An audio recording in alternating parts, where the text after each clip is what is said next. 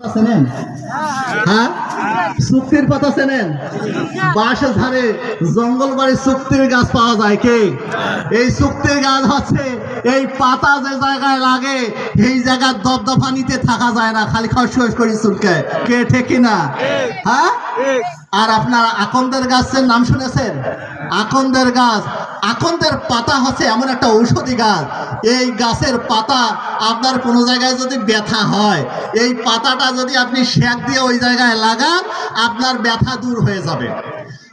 সম্মানিত উপস্থিতি, বিগত 54টা বছর আমরা বাংলাদেশের জনগণ বাংলাদেশে চুক্তির গাছ লাগিয়েছিলাম।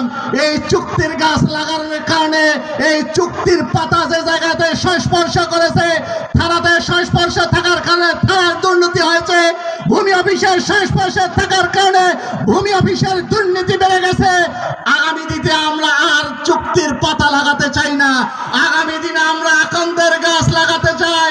আকন্দের গাছ লাগানোর মাধ্যমে আমরা সকল দুর্নীতির অবসান ঘটাতে চাই। সম্মানিত উপস্থিতি, আমাদের আকন্দের পাতা মাওলানা উবাইদুল্লাহ সালাফিকে আমরা যদি লাগাতে পারি, থানার দুর্নীতি বন্ধ হয়ে যাবে। আমাদের আকন্দের পাতা উবাইদুল্লাহ সালাফিকে যদি আমরা চাষ করতে পারি, লাগাতে পারি, আমাদের ভূমি অফিসের দুর্নীতি বন্ধ হয়ে যাবে। আগামী দিনে আকন্দের পাতা তথা মাওলানা উবাইদুল্লাহ সালাফিকে এমপি নির্বাচিত করার ক্ষেত্রে ভূমিকা পালন করার উদাত্ত আহ্বান জানিয়ে আমি আমার কথা শেষ করছি।